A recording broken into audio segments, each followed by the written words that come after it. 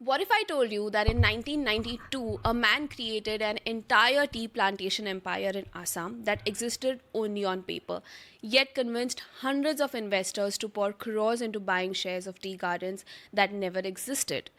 The Northeastern Plantation Company scam was so sophisticated that it included fake geographical surveys, forged government approvals, and even hired actors to pose as tea garden workers.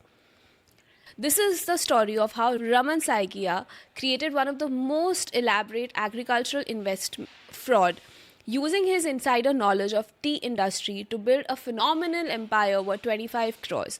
Raman Saikia wasn't a random fraudster. He was a legit tea plantation manager who had worked in Assam's tea garden for 15 years. By 1990, he understood every aspect of the tea business, from soil surveys and plantation management to export documentation and government approvals. But Raman had noticed something that would change his life. Investors from other parts of India knew very little about tea plantation operations. They understood that Assam tea was profitable, but they had no way to verify the actual existing or productivity of specific tea gardens. In 1991, Raman quit his job and moved to Guwahati with a plant that was breathtaking in its audacity. He was going to create an entire tea plantation company, compete with multiple garden processing facilities and export operations, all completely fake, but documented so perfectly that investors would never suspect. 1992. Raman Saikia creates the Northeastern Plantation Company with 15 tea gardens spread across Assam. Each garden had detailed geographical surveys, soil analysis report, and government civilization certificates. The documentation is flawless because Raman knows exactly what real tea garden paperwork looks. But here's the genius: the gardens existed only in remote areas where investors are unlikely to visit. When they do want to visit, Raman arranges of real tea gardens, claiming they are his company's properties. The real garden owners have no idea that plantations are being used to defraud investors. What makes this scam brilliant was Raman's understanding of bureaucracy. He had worked within the system long enough to know exactly what documentation would convince investors. He created fake land ownership certificate, forged government approvals for tea cultivations, and even generated fictitious export licenses. But the masterstroke was in the financial document. Raman created detailed profit and statements for each tea garden, showcasing realistic production figures, labor cost, and export revenues. The numbers were so accurate because they were based on real tea garden operations he had managed. He established offices in Guwahati, each with professional staff who genuinely believed they were working for a legitimate tea plantation. The employees created reports, managed investor relation, and provided customer service for a company that produced no tea whatsoever. Raman understood exactly what investors wanted to hear. Tea gardens were exotic investments and promised good returns with agricultural tax benefits. He targeted wealthy individuals who wanted diversity beyond stocks and real estate but had no expertise in agriculture. His presentation was masterful. He would show investors beautiful photographs of tea gardens, real gardens he had previously managed, provide detailed financial projections based on actual industry data, and offer investment packages that seem too good to pass. In 1994, over 300 investors had purchased shares in the fake tea gardens. They received professional looking share certificates, regular profit reports, even dividends paid from other investors' money. A classic Ponzi scheme disguised as agricultural investment. The operation was so convincing that banks began offering loan against these tea garden shares.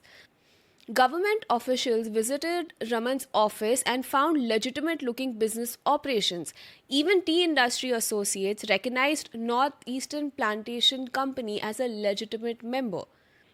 When investors wanted to visit their tea gardens, had the perfect art of misdirection. He would organize elaborate to real tea gardens remote parts of Assam, claiming these were his company properties. He had arrangements with the local managers who would unknowingly assist with these fake. The investors would see genuine tea plantation with workers, process facilities, and genuine tea production. They would return convinced that their investments were not only real but thriving. Some investors even friends and family to see their tea gardens. had also creatively faked samples and packaging that appeared to show production by his gardens.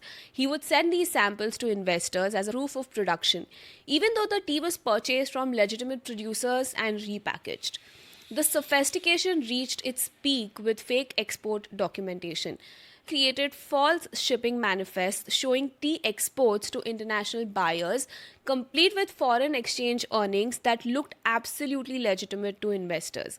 He had established relationships with real tea exporters who unknowingly provided credibility to his operations. When investors called these exports to verify, they would confirm that they knew Raman and had worked in the tea industry. Technically true, but not in the context that investors believed. The scam began unraveling in 1995 when a group of investors organized an independent visit to their tea gardens without informing Raman. They discovered that the location he had provided led to empty lands or gardens owned by other companies who had never heard of the Northeast Plantation Company. Investigation revealed the staggering scope of the fraud.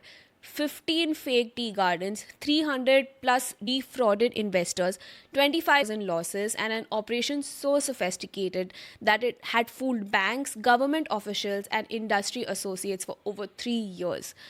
Raman Saikia was arrested in 1995 and sentenced to 10 years in prison. But his scam had lasting impacts on agricultural investment regulation. It led to stricter verification requirements for plantation investments and better due diligence processes for agricultural securities. What makes this story remarkable is how Raman used his legitimate expertise to create an illegitimate empire. His deep understanding of the tea industry allowed him to create documentation and presentations that were flawless because they were based on real knowledge and experience.